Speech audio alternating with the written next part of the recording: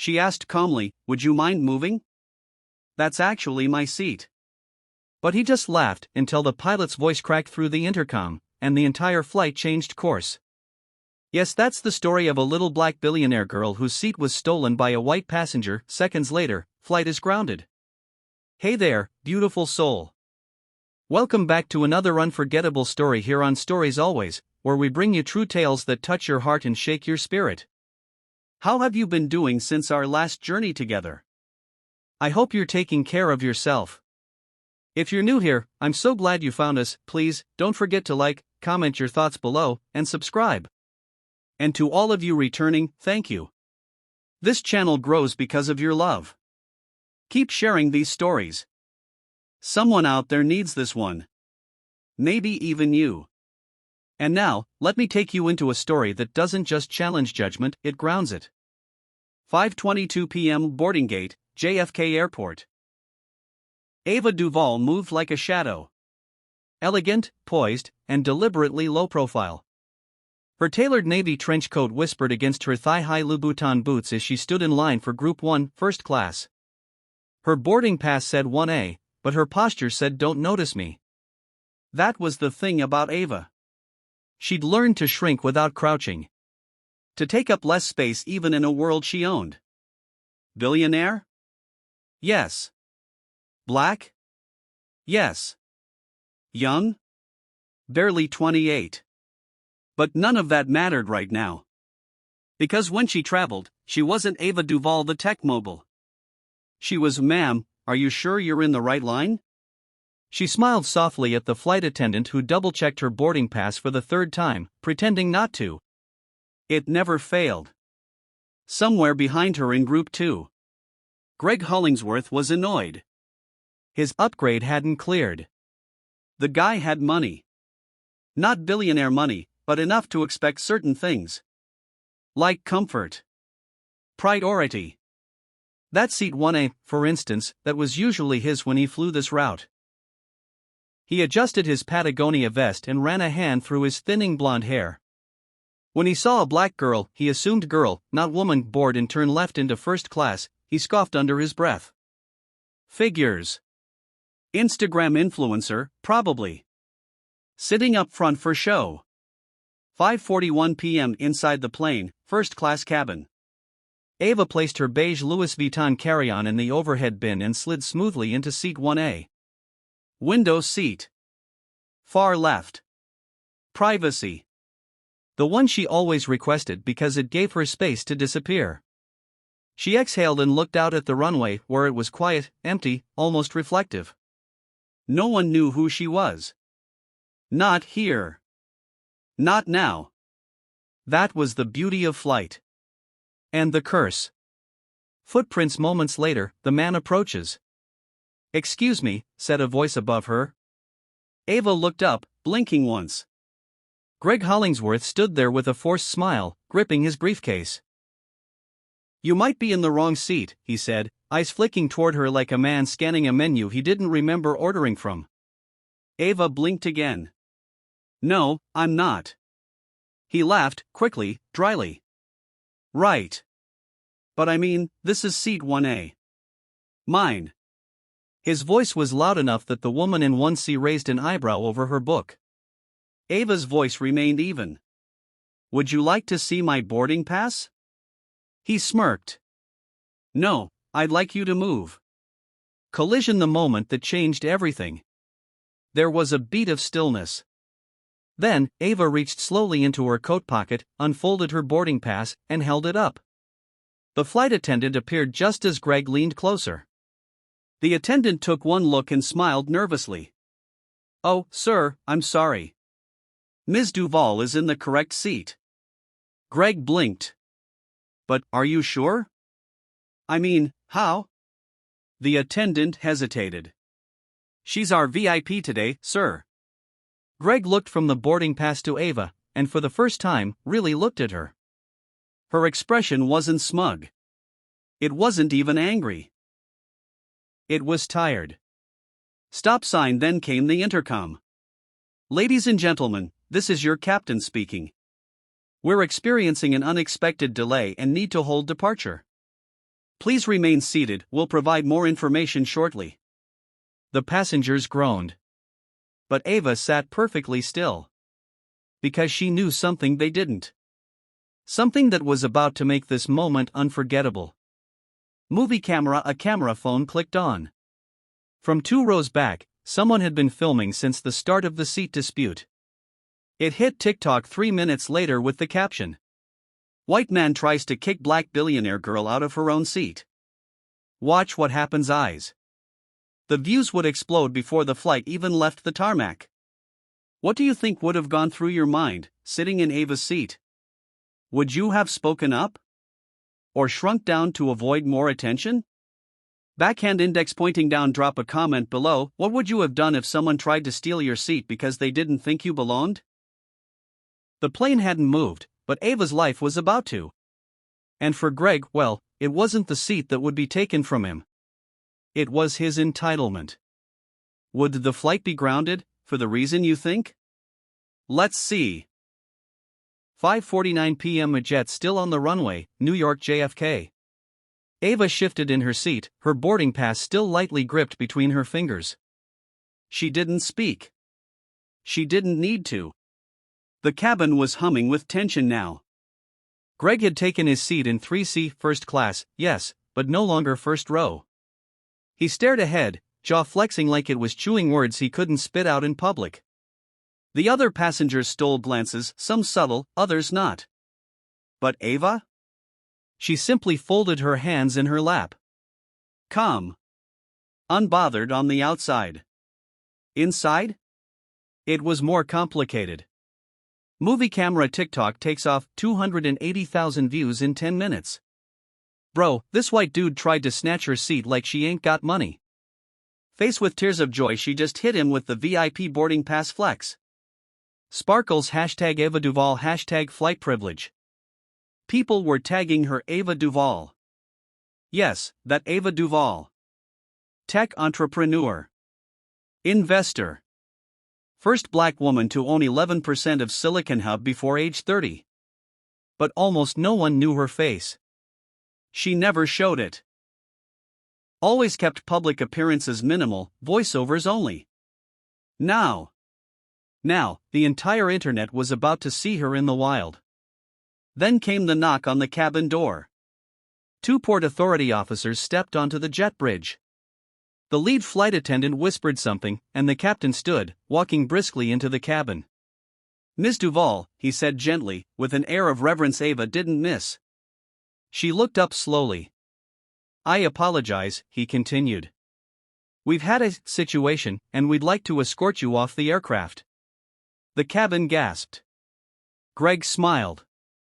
Until the captain added, "We believe your privacy and safety are at risk." Every eye turned. "What?" Greg leaned forward. "Wait, why her?" someone asked. "She didn't do anything." But Ava just nodded and rose. Calm. Graceful. Silent. Her eyes flicked briefly toward Greg. And then she left the cabin, escorted by security like a celebrity being protected, not a problem being removed. Outside the aircraft, reporters were already arriving. Somehow, word had spread like a fire in a dry field. A black woman had been harassed in first class. A billionaire tech mogul who no one knew the face of. Now the whole world wanted to see the face behind Ava Duvall. Brain inside the cabin, Greg starts to squirm. He refreshed Twitter. Then TikTok. He saw his own face. The video. The caption. The comment. Why do some people still think seats come with skin color? Greg's stomach twisted. He wasn't a racist. He was just used to certain things. Used to being the one who belonged. And now, he looked like exactly the thing he never thought he was. Entitled. Ugly. Unaware.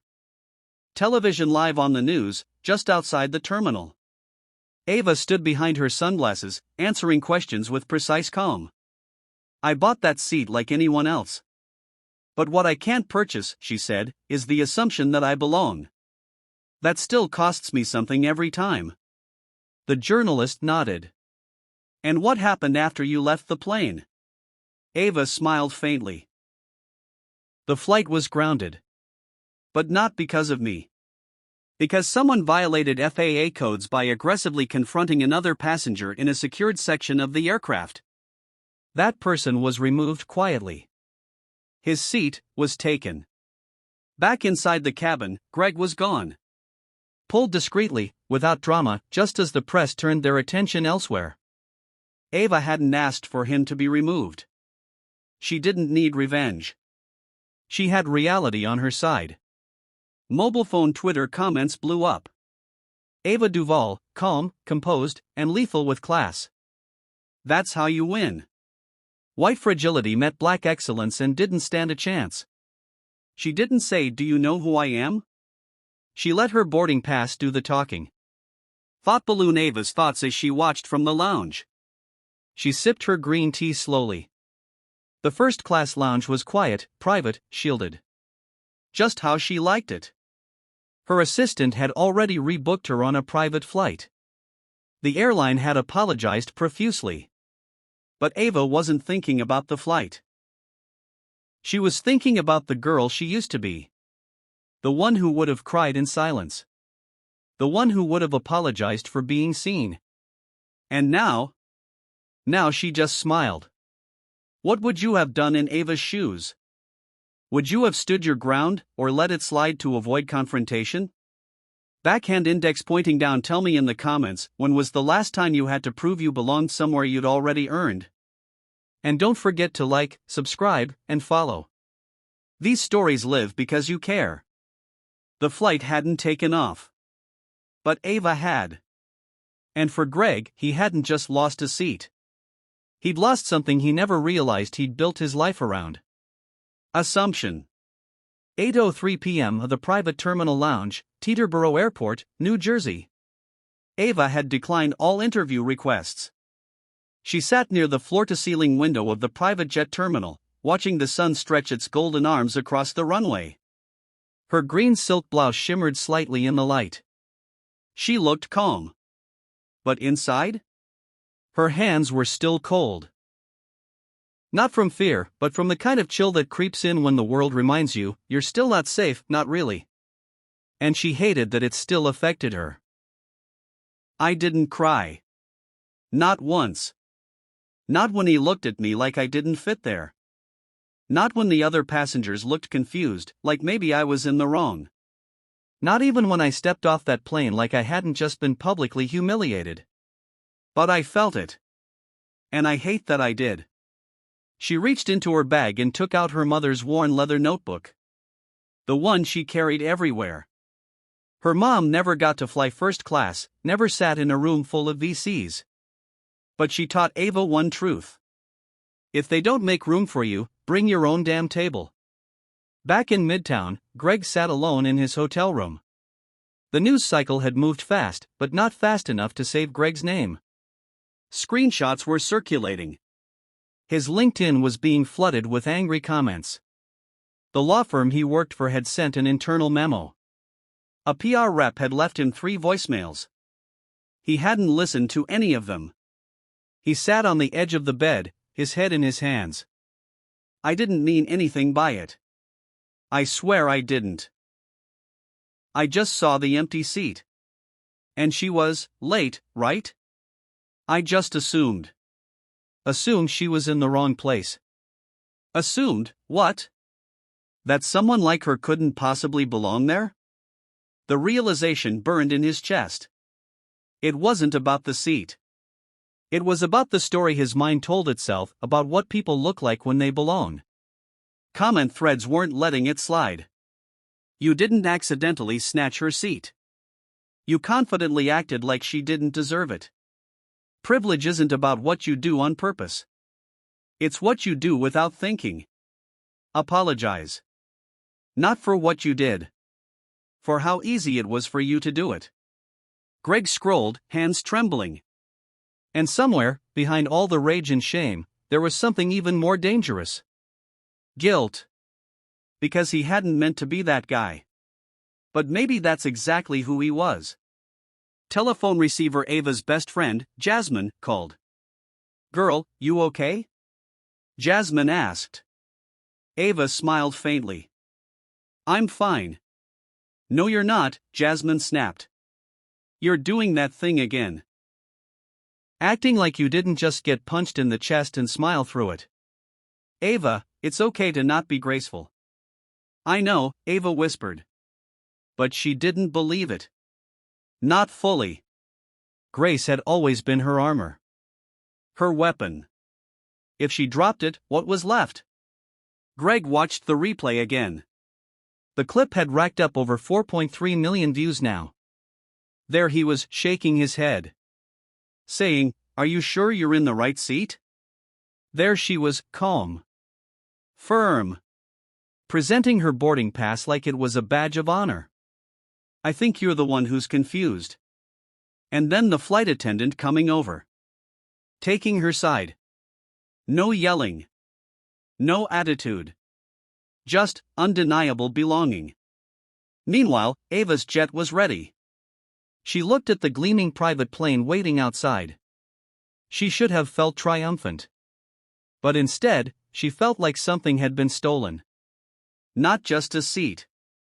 Not even just a moment. Dignity.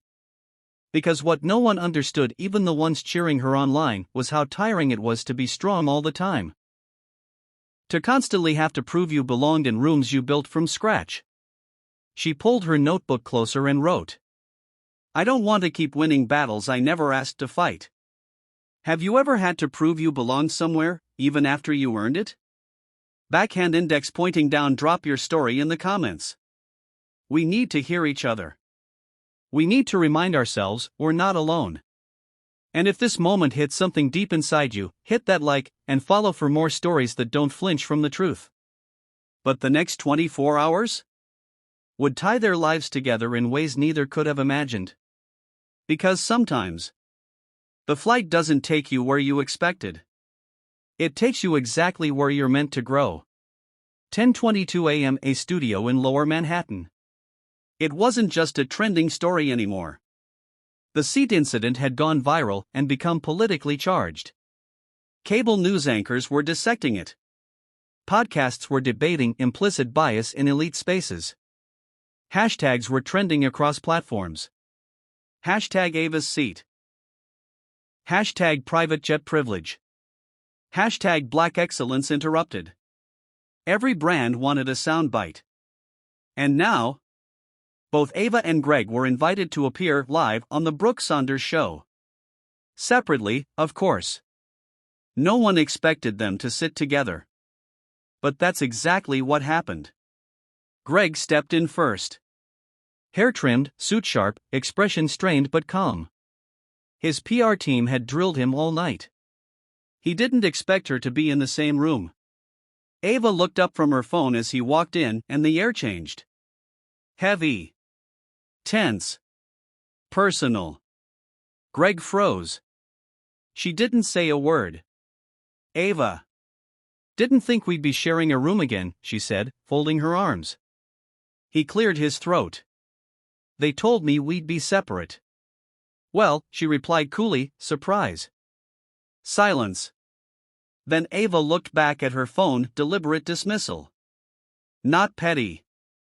Powerful. But inside? Her heart was racing. Because she didn't want to be near him. Not in private. Not on camera. But she wasn't afraid of him. She was afraid of how much of herself she'd already shown that day. Greg sat slowly. He didn't try to defend himself. Not yet.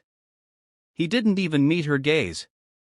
"I just wanted to say," he began, "I know sorry doesn't cut it." Ava finally looked up. "Oh, you're apologizing now?" He winced. "No.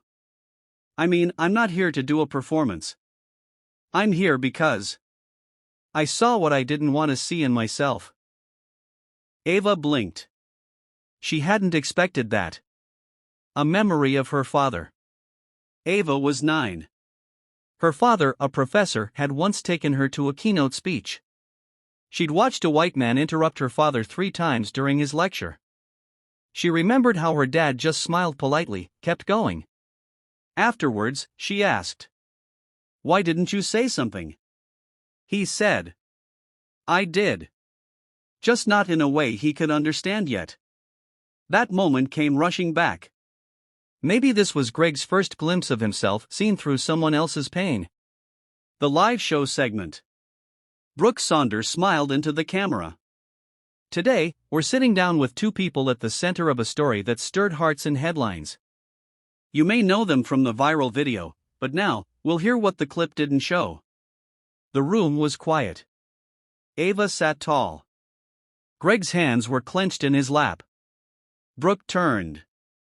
"Ava, what was going through your mind the moment that man took your seat?" "I was tired." The audience leaned in. "I'd been flying for weeks, pitching to investors, managing a team, working on a sleep-deprived schedule. And in that moment, all I could think was, not again." Brooke nodded gently. "Not again?" "I've been mistaken for the assistant. For the help. For the intern. And that's when it hit me. I'm still not allowed to be tired.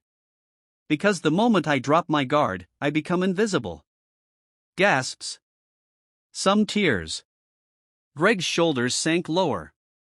Brooke turns to Greg. "Greg, why did you sit there?" He swallowed hard. "Because I assumed the seat was empty. I assumed she wasn't the type who belonged there. I didn't say that out loud. But that's what I felt." You could hear a pin drop. "I didn't see her," he added. "Not really. Not as a person with a story. Just as someone interrupting my comfort." Ava's eyes glinted. That line, "someone interrupting my comfort," echoed deep. That was what so many people of color experienced in elite spaces. The burden of being seen as disruption, rather than belonging. If he hadn't been recorded, if no one had posted it, would this moment still have happened? Ava looked Greg square in the eye. No. It wouldn't have. He would have gotten off the plane. I would have sat in silence.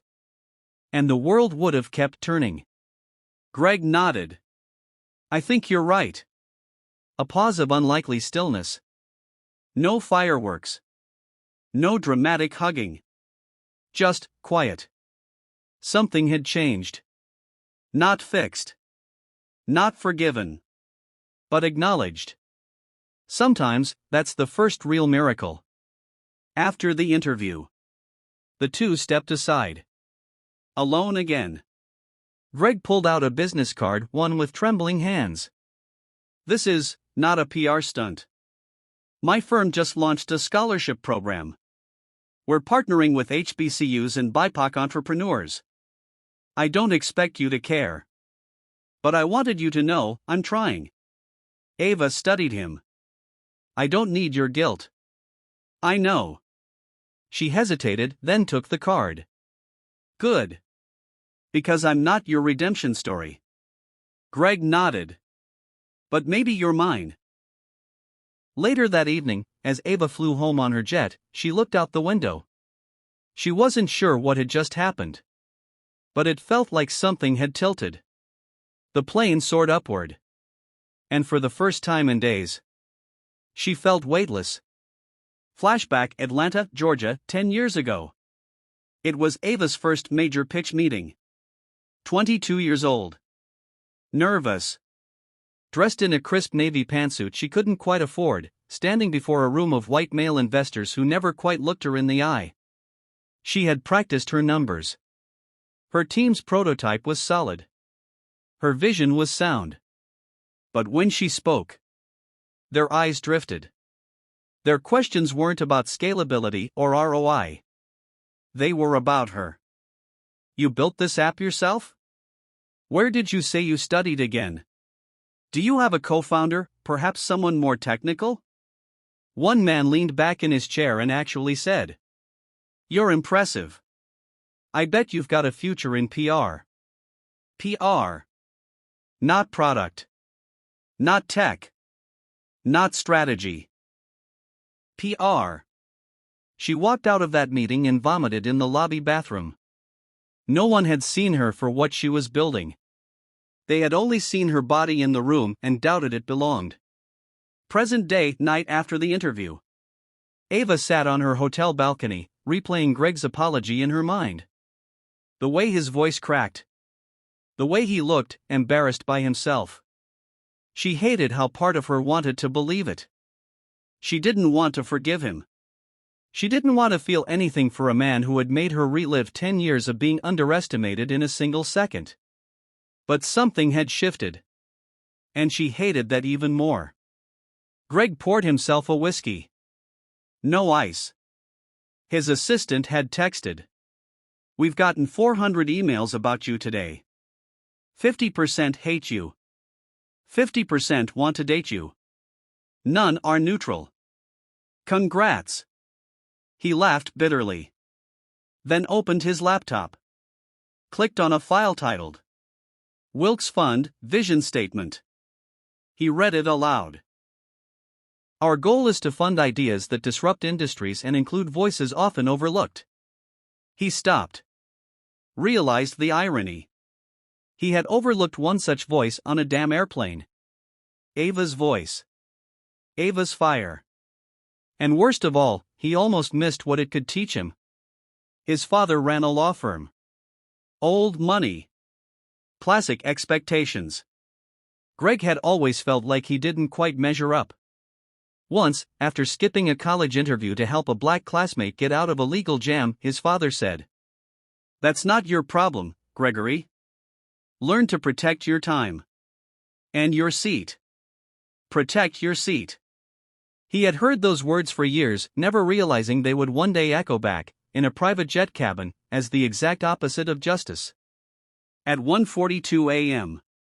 She couldn't sleep. She opened her laptop. Typed Greg's name into Google. Scrolled past the backlash. The interview clips. Then she saw something that stopped her cold. A clip from 7 years ago. A charity gala. Greg was on stage. Speaking. The best thing you can do with a seat at the table is pull up another one for someone else. She froze. He'd said the words. But something had changed in him since then. He had forgotten. Or gotten too comfortable. Or just stopped looking for the people who needed that extra seat.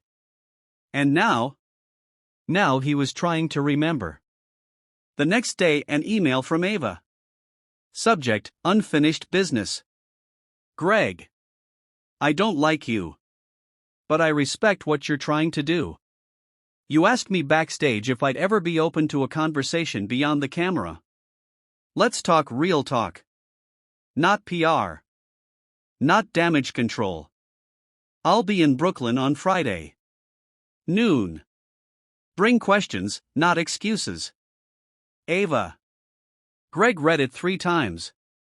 Then checked his calendar. He was free. He'd make himself free. Friday, a quiet bookstore cafe, Brooklyn.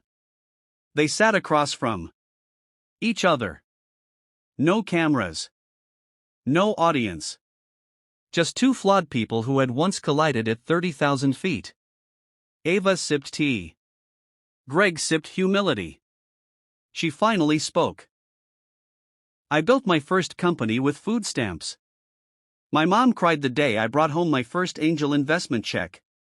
Greg nodded. I never knew that. You weren't supposed to.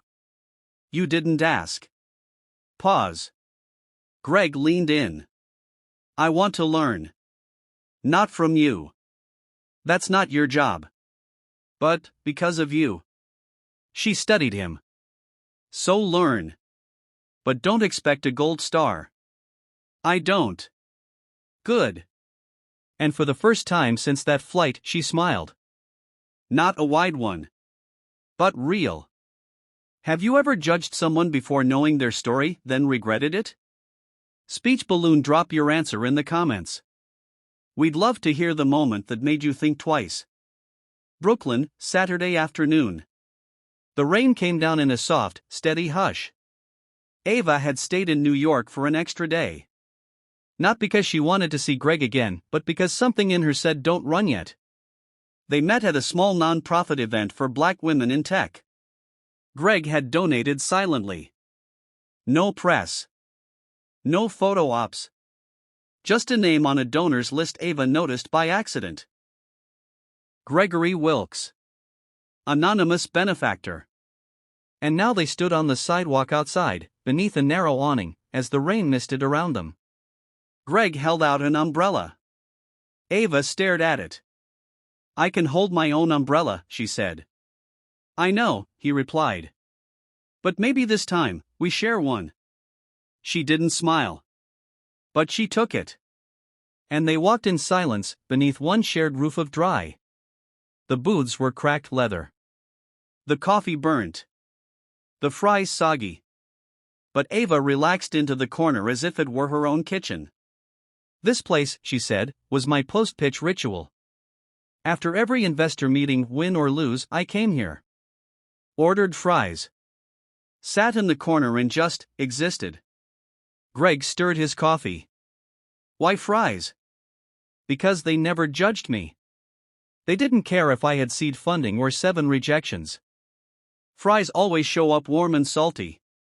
He chuckled. "I used to come here too," he said. "After I got chewed out by my dad. I'd order pancakes. Pretend I was a kid again, back before ambition felt like a fight." They looked at each other. So different. So similar. Greg reached into his pocket and pulled out a crumpled napkin. "I've been carrying this since the interview," he said, laying it flat on the table. It was scribbled with 2 names, Ava Cole and Seat 2A. "I wrote this the day after the incident," he said. "To remind myself. Not just of what I did, but of who you were before I did it." She stared at the napkin. Silent. Then reached into her bag. Pulled out a folded piece of paper, creased and stained. A business card. His business card. The one he had dropped during the flight when the pilot grounded them. "I kept this," she said. "To remind myself that some people don't deserve to be forgotten even if they mess up." Their hands didn't touch. But the space between them stopped feeling like an ocean. They spent the rest of the afternoon talking. Not about the company.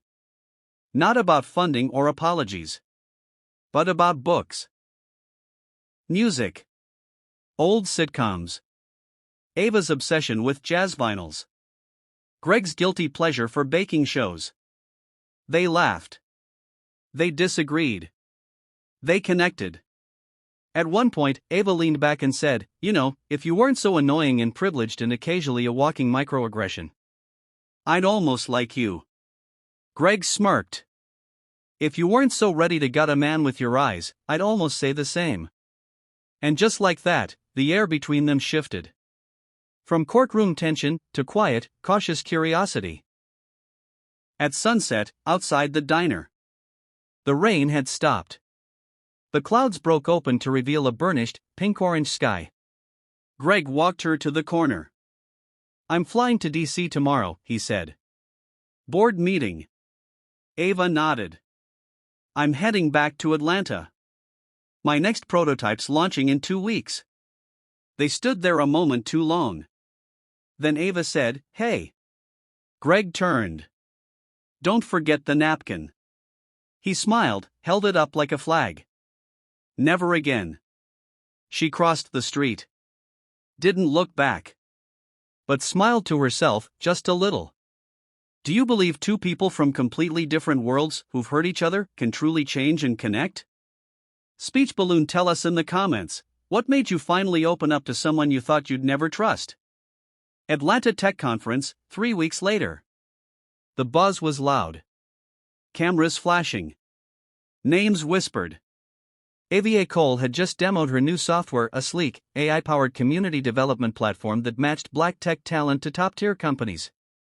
The crowd roared. She smiled. Everything was finally falling into place. But as she stepped off the stage, her smile dropped. Greg was there. standing next to Eric Travers, a notoriously problematic VC known for investing in firms with shady diversity records. And they were shaking hands, laughing. Later that night, Ava confronted him. "Why are you partnering with Travers?" she demanded outside the hotel ballroom. Greg looked confused. "I'm not." He cornered me. "I said I'd consider supporting one of his startups, that's it." "You know who he is, Greg?" The man literally told a black founder to get a white co-founder if you want real funding. "I didn't say I agreed with him, Ava. I was trying to keep peace at the table. You know how this game works." Her voice dropped. Cold. Sharp. "That's the difference between us, Greg. I don't keep peace with people who step on me." He flinched. "I thought we were building something honest," she said. "But you're still shaking hands with the same hands that locked doors on people like me." Greg took a step toward her. "Ava, I'm trying. Try harder." She walked away.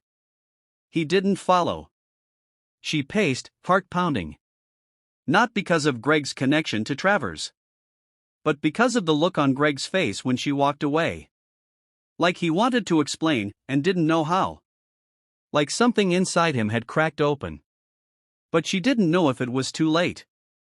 Greg stared at the napkin on his desk. He picked it up. Almost tore it in half. Then dropped it back down. She was right. He had played it safe. Again.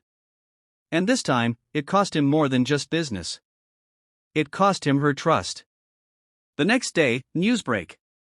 A tech blog broke a headline. Black-owned startup loses investment after co-founder backs controversial VC. The picture below? A grainy photo of Greg shaking Travers's hand, with Ava blurred in the background. The story ran wild. Bloggers twisted it. Ava's DMs filled with hate and sympathy. Greg's name was dragged through both the mud and gold. Greg called her. No answer. He tried again. She blocked the number. Then unblocked it. Then blocked it again. She didn't know what hurt more. What he did. Or how much she had started to care. Flashback, age 13. She's sitting on the floor with her mother, who's folding clothes. Her mom says, "Baby, don't fall for a man who can't sit with you in your truth. If he won't fight the fight with you, don't you dare fight for him." Ava nods. Even then, she knew. Love without allyship is just decoration. And Greg? He still stood in the hallway, not the room. He watched Ava speak through the window, giving an empowerment talk to girls in STEM. She didn't know he was there. He stayed in the rain this time. Didn't bring an umbrella. Didn't step in. Because he didn't deserve to yet. They stopped talking. No texts. No dinners. No updates. Just two people who almost touched something real. And let the world's brokenness get in the way. Rain slid down her window like tears unshed. The city buzzed below, but Ava sat still, curled on the edge of her couch, blanket over her knees, phone blowing in her hand. Greg hadn't texted in 4 days. No calls. No explanations. She should have felt relief. But all she felt was the silence. That heavy kind of silence, the one that makes you question if you walked away too fast, or not fast enough. She clicked his name. Then hovered over the delete button. Didn't press it. Greg sat in his childhood room, posters of jazz legends still tacked to the walls. His dad, a retired civil rights attorney, walked in quietly. "You always disappear here when something breaks," his father said. Greg didn't look up. "She's not just brilliant, Dad," he said. "She sees me. And I let her down." His dad sat beside him, folding his hands. "Then don't let it be the end. Be worthy of being seen again." Greg nodded, unsure. Next morning, an envelope waited outside her office door. No postage. No label. Just her name. Inside? A torn napkin, 2A still circled. And a handwritten note. You were right. I did what I always do, stayed safe. You risked truth. You gave me your story, and I shook the wrong hand. If you don't want to see me again, I understand. But I won't let silence be our last word. Greg. She pressed the paper to her chest. Then looked up at the photo of her and her mother on the wall. Ava whispered, he's trying, Mama. Flashback, Ava and Greg on a park bench, 2 months ago. She had once asked him, what would you do if you had something rare and good, but you were scared you'd ruin it? Greg smiled, then said, I try anyway. And that's what echoed now. He did try. Poorly, clumsily, but truthfully. Later that night, Ava walked into the aviation exhibit's glass simulator where they first bonded. He stood waiting. Same brown leather jacket. Same nervous smile. Only this time, he was holding a first-class plane ticket with her name on it. C2A, he said softly. I had to fight a little to buy out the whole row. Airline lady thought I was crazy. Ava smiled despite herself. You are. He stepped closer. But not for this. Silence stretched. Finally, Ava said. You hurt me. I know. I need time. I'll wait. And I need you to listen next time I speak, don't smile to keep things easy. Just hear me. I will. They stood in silence. Not hugging. Not kissing. Just choosing. One small yes. Without the whole future written. Just this moment. Greg pulled out his phone. Remember when I said I'd rewrite your bio for your site? She laughed. It was terrible. He nodded. I rewrote it again. She took the phone. On the screen. Ava Cole. Founder. Fighter. First class flame. No seat stolen, just reserved for greatness. A tear slid down her cheek. For once, it wasn't out of rage. But release. Have you ever walked away from someone because they weren't ready to fight for you? Would you ever give them another chance if they came back different? Drop your thoughts in the comments. And if you're still with us, you know what to do. Subscribe, like, share this with someone who believes in second chances. 1 month later, Dubai International Business Summit. Golden light spilled through the sleek marble atrium of the Burj Conference Center. Ava adjusted the lapel of her tailored emerald green blazer, her diamond-studded AC pin catching the sun. Today, she wasn't just attending the summit. She was headlining. On the massive screen behind her, the words glowed. Ava Cole, building first-class futures for women of color in aviation. She turned and smiled softly as a familiar voice whispered behind her. You always shine brighter when you're changing the world. Greg. Black tux. Nervous hands. Hopeful eyes. She whispered, you came. He stepped closer. Wouldn't miss this. Seat 2A was looking awfully empty without you. Flashback, 3 weeks earlier. After the simulator meeting, they took it slow. No declarations. No rushed forgiveness. Just coffee. Walks.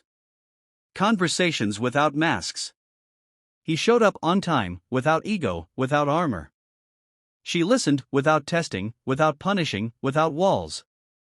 One evening on the rooftop, under city stars, Ava turned to him and said, I don't need you to fix me. I just need you to keep choosing me, even when I'm hard to understand. Greg reached for her hand. I can do that. Even on turbulence. They both laughed. And somewhere in the laughter, healing began. Her speech was bold. Fierce. Vulnerable. She told the story. Not about Greg. About the seat.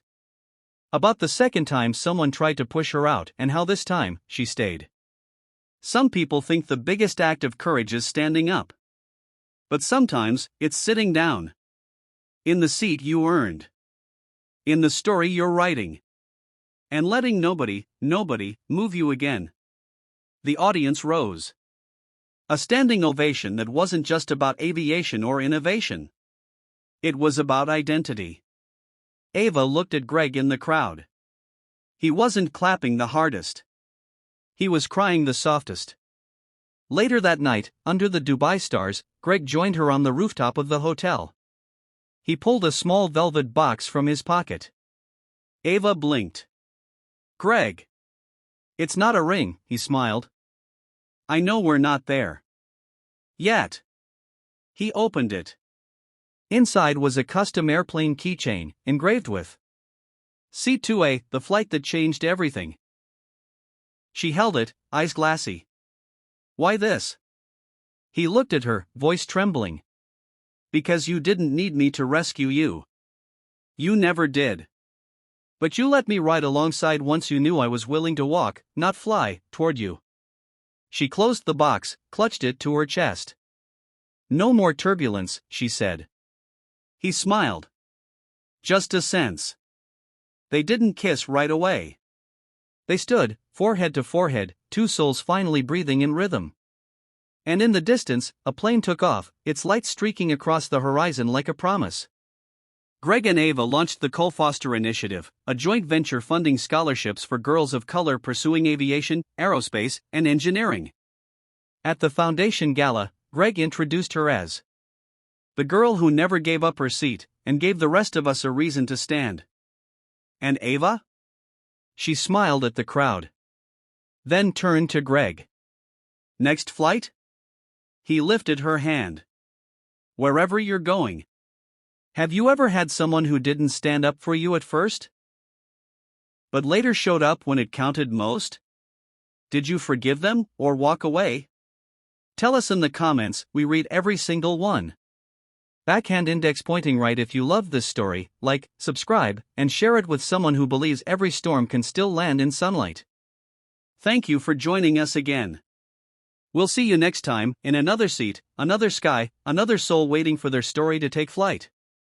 Clapper board the end.